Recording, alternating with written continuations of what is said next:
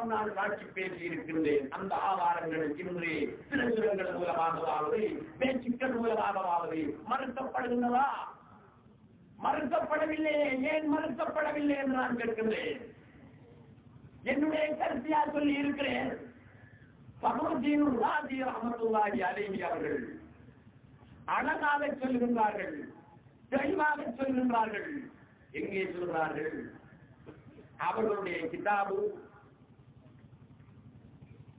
லவாமிஉல் பையினா ஷர்ஹு அஸ்மாஇல்லாஹி தஆலா வஸ்ஸிஃபாத் என்ற அந்த கிதாபிலே ஃபக்ருத்தீன் ராஸி ரஹ்மத்துல்லாஹி அலைஹி அவர்கள் மிகவும் ஆராய்ச்சியுடையவர்கள், மிகவும் திறமையானவர்கள், அழகாக சொல்லியிருக்கிறார். என்ன சொல்கிறார்கள் தெரியுமா? நீங்கள் நான் சொன்னால் நான் காத்தான்குடியை சேர்ந்த அப்துல் ஜவான் ஆலிம் சாஹிபுக்கு பிறந்த ஒரு மகன் அப்துல் ரஹூப். நான் கெட்டவனாயிருக்கலாம், நல்லவனாயிருக்கலாம். ஆகையினால் என்னுடைய கருத்தை முழுமையாக ஏற்றுக்கொள்வதற்கோ அல்லது முழுமையாக மறுப்பதற்கோ நீங்கள் தயாரில்லாமல் இருக்கலாம். நான் சொல்லவில்லை. கலிமாவுக்கு இதுவல்ல பொருள், அதற்கு பொருள் இதுதான். அதாவது அல்லாஹ் அல்லாத ஒன்றுமே இல்லை, அல்லாஹ்வுக்கு வேறான எதுவும் இல்லை, அனைத்தும் அவனே. இதுதான் கலிமாவின் கொள்கை. மரமோ செடியோ கொடியோ புல்லோ எதுவானாலும் அதையெல்லாம் அவனேதான். இதுதான் கலிமாவின் தத்துவம். இது நான் சொல்லுகின்ற விளக்கமா? இல்லை. அல்லாமா ஃபக்ருத்தீன் ராஸி ரலியல்லாஹு தஆலா அன்ஹு அவர்கள் லவாமிஉல் பையினா ஷர்ஹு அஸ்மாஇல்லாஹி தஆலா வஸ்ஸிஃபாத் என்ற கிதாபு இங்கே இருக்கிறது.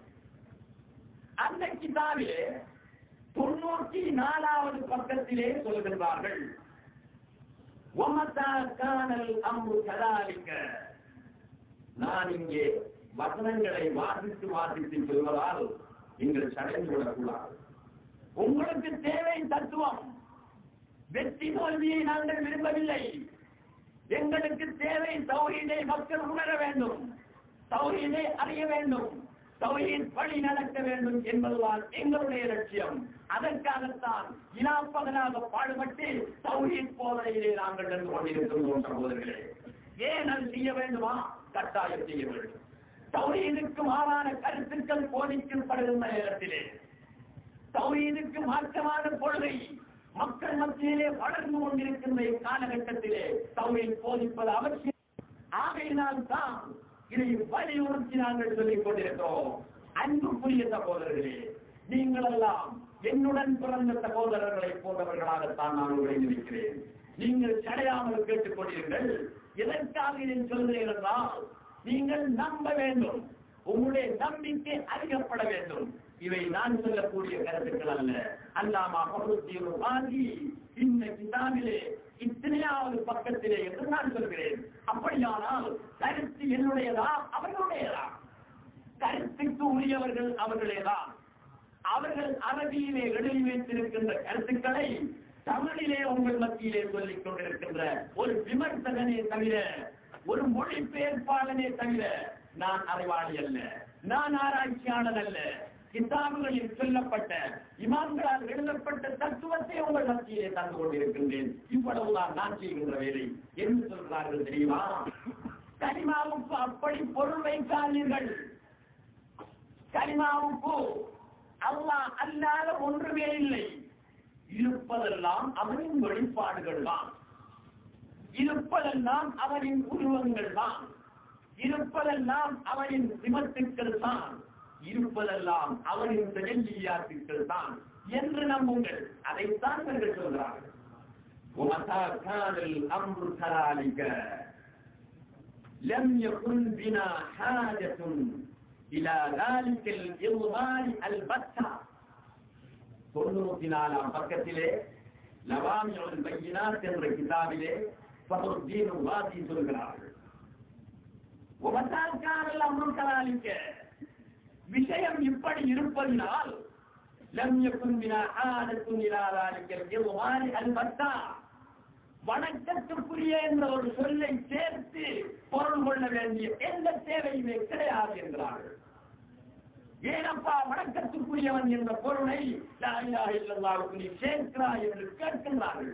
அல்லாமா அவருடைய வாசியம்.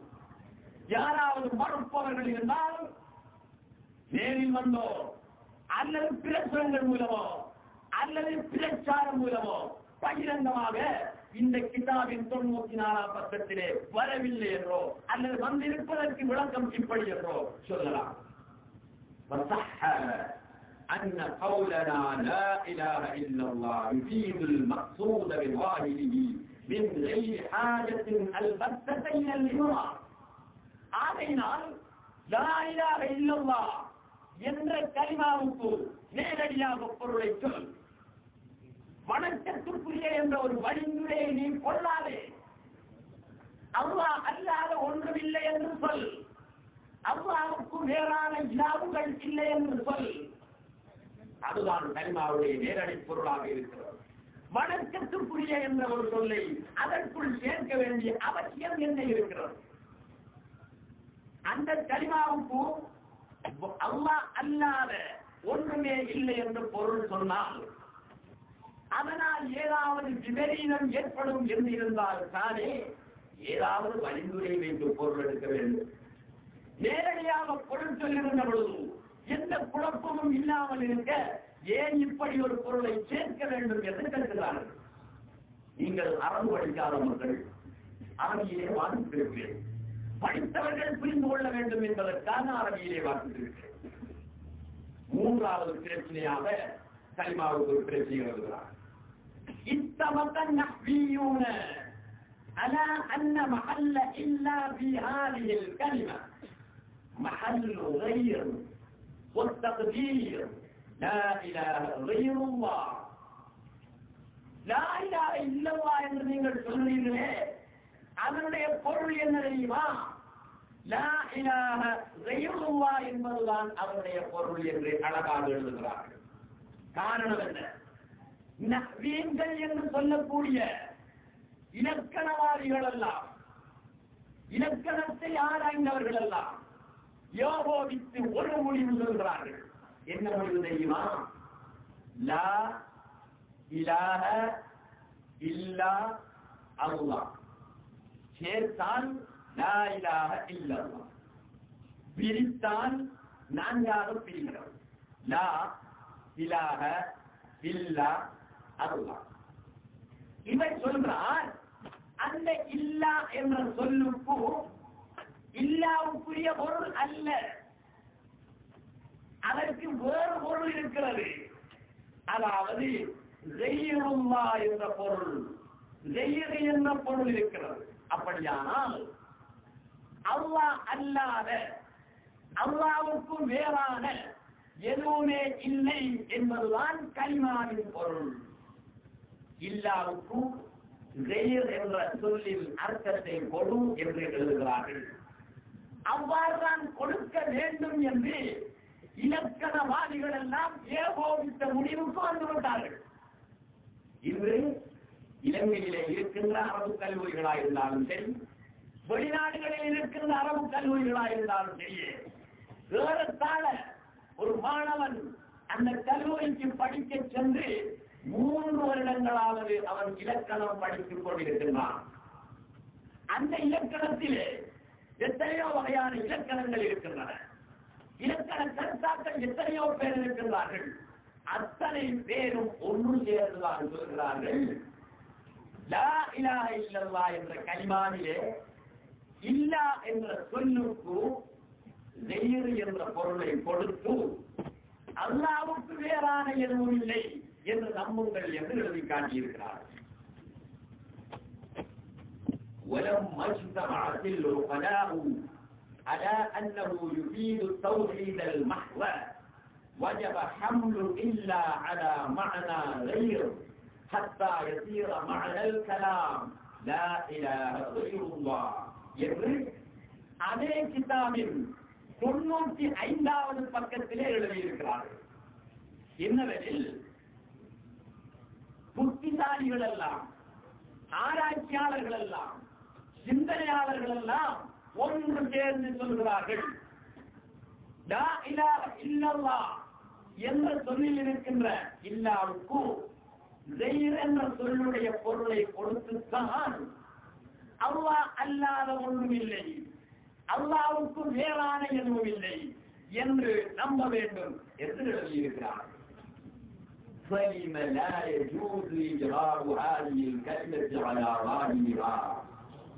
இதை மறுக்கின்றார்களே, மறுக்கின்றவர்களிடத்திலே பகருத்தீன் ராசி கேட்கின்றார்கள். மறுப்பவர்களே, ஏன் அந்த கலிமாவை லா இலாஹ இல்லல்லாஹ்வை இருக்கின்ற அச்சரங்களுக்கு உரிய பொருளை கொடுத்து தஅவீல் செய்யாமல் வலிந்துரை கொள்ளாமல் இருக்கின்ற மாதிரிக்கே சொன்னால் என்ன பிழை ஏற்படுகிறது? ஏன் சொல்ல முடியாது என்று கேட்கின்றார்கள். அல்லாஹ்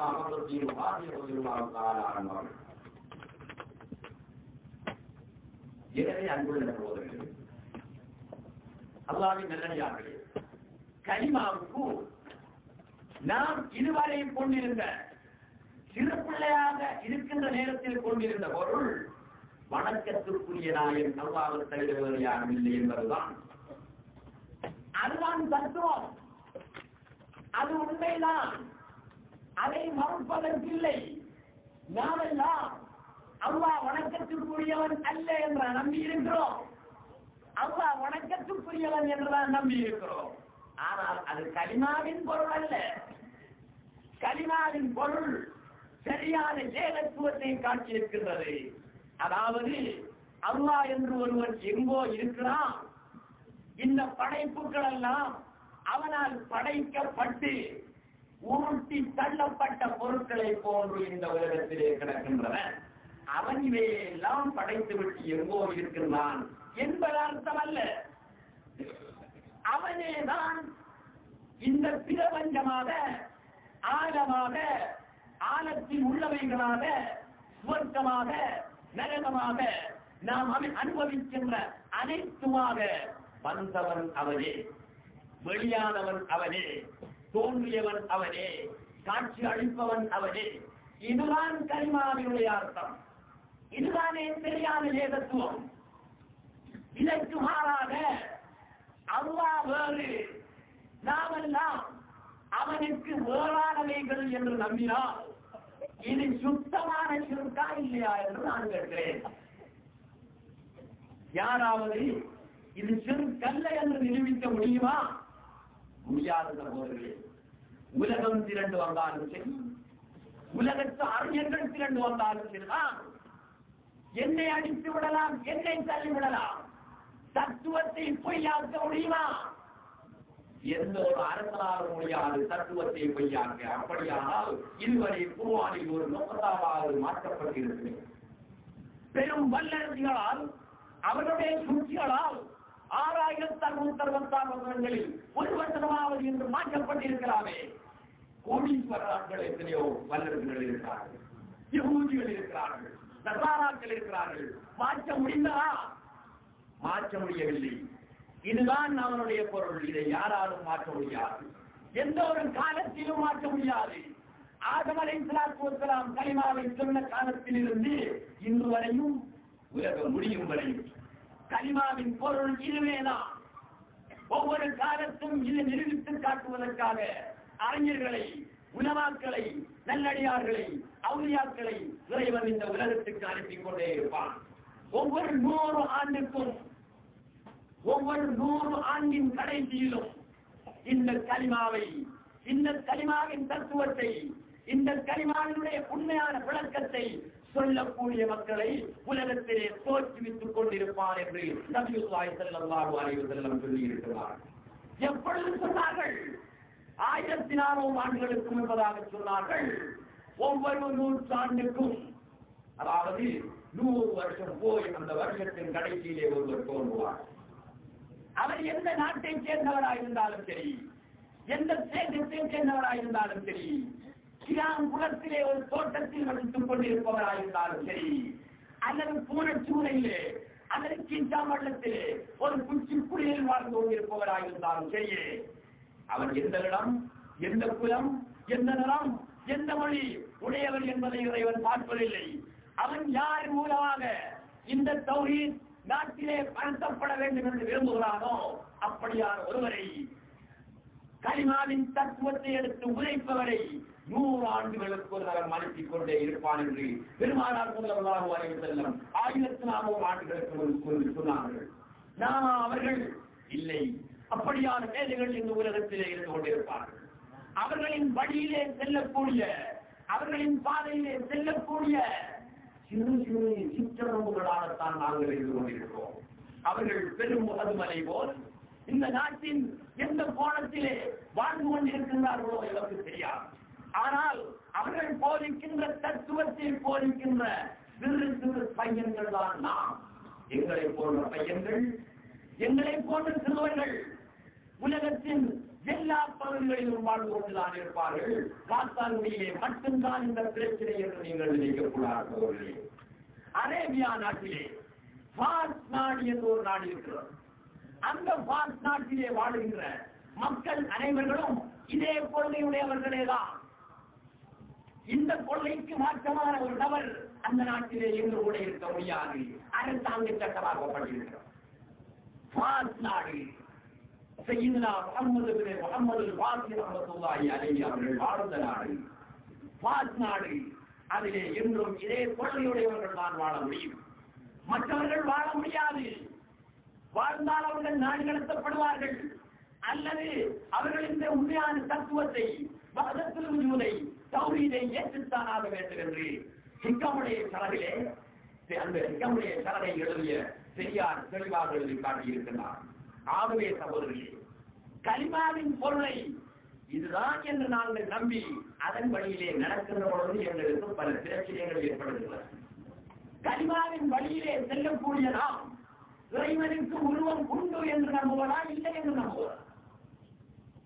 நாங்கள் எப்படி போதிக்கிறோம் சகோதரர்களே? இறைவனுக்கு உருவம் உண்டு என்றும் இல்லை என்றும் நம்ப வேண்டும். இதுதானே எங்களுடைய போதனை. இறைவனுக்கு உருவம் உண்டு என்றும் இறைவனுக்கு உருவம் இல்லை என்றும் இரண்டையும் நம்ப வேண்டும். அதுதான் எங்களுடைய போதனை. கலிமா தருகின்ற தத்துவம் அதுதான். எப்படி அது தருகிறது என்று கேட்க விரும்புகிறீர்களா? அல்லாஹ்வுக்கு வேறான ஒன்றும் இல்லை, அல்லாஹ் அல்லாத ஒன்றும் இல்லை என்றால் இருப்பவைகள் அனைத்திற்கும் உருவம் இருக்கின்றதா இல்லையா? அல்லாஹ் அல்லாத ஒன்றும் இல்லை என்றால் என்ன அர்த்தம்? எந்த உருவத்தில், எந்த கோலத்தில், எந்த அமைப்பில் இருந்தாலும் அது அல்லாஹ்வின் வெளிப்பாடுதான், அல்லாஹ்வுடைய மகர் தான், அல்லாஹ்வுடைய காட்சி தான். நான் எந்த உருவத்திலே இருந்தாலும் நான் யார்? என்னுடைய தத்துவம் என்ன? என்னுடைய அடிப்படை என்ன? அல்லாஹ்வை விட்டும் வேறான ஒருவனா? என்னை விட்டும் பிரிந்து அல்லாஹ் வேறாக இருக்கின்றானா? அல்லது அல்லாஹ் என்பவன் தான் இந்த கோலத்திலே, இந்த உலகம் என்ற கோலத்திலே வந்திருக்கின்றானா? எது கொள்கை? எது இஸ்லாமிய தத்துவம்? எது தௌஹீத் காட்டக்கூடிய கருத்து? நல்லா இருக்கிறதை படிப்பார்கள் சகோதரர்களே. அவன் அல்லாத ஒன்றுமில்லை என்றால் இருப்பதெல்லாம் அவன் தானே. அப்படியானால் இருக்கின்ற உருவங்கள், இருக்கின்ற தோற்றங்கள், இருக்கின்ற வடிவங்கள் எல்லாம் யாருடைய வடிவம்? எல்லாம் அவனே என்றால் இருக்கின்ற வடிவங்கள் எல்லாம் அவனுடைய வடிவமே தான். இதை மௌலவி இப்ராஹிம் நபி அவர்கள் எனக்கு முன்னாலே விளக்கி இருக்கிறார். அதை தொடர்ந்து நான் ஒரு சில விஷயங்களை சொல்கிறேன். எல்லாம் அவனே என்றால் இருக்கின்ற வடிவங்கள் எல்லாம் அவனுடைய வடிவமே தான். இதை மௌலவி இப்ராஹிம் நபி அவர்கள் எனக்கு முன்னாலே விளக்கி இருக்கிறார். அதை தொடர்ந்து நான் ஒரு சில விஷயங்களை சொல்கிறேன். என்னுடைய கருத்தை விட்டு விட்டேன் நீங்கள் நினைத்துக் கொள்ளக்கூடாது. உங்களை இன்னும் சில நிமிடங்களில் தூஸ் நாட்டைச் சேர்ந்த லஸ்காரியை நோக்கியும் இப்னு ஹஜர் ஹைத்தமி அவர்களை நோக்கியும் நான் அழைத்துச் செல்வேன். அதற்கிடையிலே இந்த விவரங்களை நான் சொல்லிக் கொண்டிருக்கிறேன். எதற்காக? உங்கள் மத்தியிலேயும் அறிஞர்கள் மத்தியிலேயும் ஏற்பட்டிருக்கின்ற சந்தேகங்களை நிவர்த்தி செய்வதற்காக நான் தெளிவாக கூறுகிறேன். நான் 2 நாட்களாக கேள்விப்பட்டேன். இலங்கையில் உள்ள வேறு உலமாக்கள், மௌலவிமார்கள், அறிஞர்கள் இந்த கருத்தை சொன்னால் நாம் ஏற்றுக்கொள்ளலாம். இவர் மட்டும்தானே இந்த கருத்தை சொல்கிறார், அதை எப்படி ஏற்றுக்கொள்வது என்று ஒருவர் கேள்வி கேட்டிருந்தார். ஒருவரிடத்திலே கேட்டிருந்தார். அவருக்கு தெரிந்த பதிலை சொல்லிவிட்டு அவர் என்னிடத்திலே வந்து சொன்னார். எனவேதான் நான் மட்டும் இந்த கருத்தை சொன்னவன் அல்ல, இந்த கருத்தை ரசூலுல்லாஹ் சொல்லிவிட்டார்கள். முதலிலே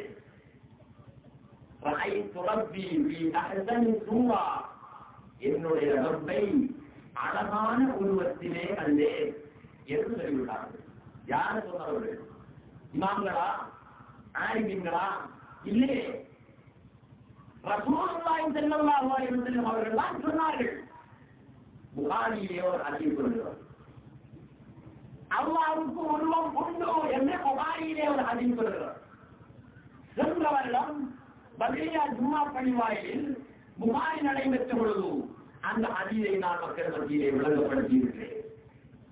ரசூலுல்லாஹி ஸல்லல்லாஹு அலைஹி வஸல்லம் அவர்களே தான் இறைவனுக்கு சூரத் என்ற சொல்லை, உருவம் என்ற சொல்லை முதலிலே உபயோகித்த மகான் நபியுல்லாஹி ஸல்லல்லாஹு அலைஹி வஸல்லம் அவர்கள். புகாரியிலே ஆதாரம் இருக்கிறார். ஆராய்ச்சியாளர்கள், தேவையானவர்கள் புகாரியை எடுத்து பாருங்கள். அல்லது அரபு தெரியாத உங்களுக்கு ஏதும் தேவை ஏற்பட்டால், அந்த ஹதீஸ் தேவைப்பட்டால் இடத்திலே வாருங்கள். ஹதீஸையும் குறித்து நான் பக்கத்தையும் புகாரியை குறித்து தருகிறேன். நபியுல்லாஹி ஸல்லல்லாஹு அலைஹி வஸல்லம் அவர்கள் தான் முதலிலே சொல்வார்கள், ரசூலுல்லாஹை நம்ப வேண்டுமா வேண்டாமா? அவர்களை மனப்பூர்வமாக ஏற்றவன் தான் உண்மையான விசுவாசி. அவர்கள் சொன்னவை அனைத்தும் உண்மை என்று நம்பியவன் தான் உண்மையான விசுவாசி. அதற்கு உனக்கு விளக்கம் தேவையில்லை. ரசூலுல்லாஹ் உருவம் இருக்கு என்று சொன்னார்களா? அவருடைய பேச்சு சரியென்று நம்பும். எப்படி உருவம், இந்த மாதிரியான உருவம் என்ற விளக்கம் உனக்கு இல்லாது போனாலும் ரசூலுல்லாஹி ஸல்லல்லாஹு அலைஹி வஸல்லம் சொன்னார்களா இல்லையா? அதை நீ மறுத்தால் ரசூலுல்லாஹ்வுடைய பேச்சை மறுத்தவனாவாய். நீ எவ்வளவு படித்தவனாக இருக்கலாம், பட்டம் பெற்றவனாக இருக்கலாம், அதை பற்றி ஒன்றுமில்லை, ரசூலுல்லாஹ் சொல்லவில்லை என்று நீ மறுத்தாயானால் ரசூலுல்லாஹ்வுடைய ஹதீஸை மறுத்தவனாவாய். ஹதீஸை மறுக்க முடியாது.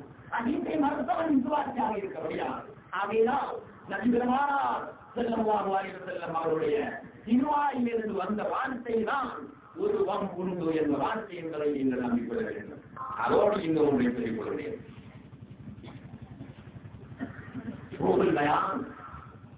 உலக பிரசித்தி பெற்ற தப்சீர்களில் ஒன்று.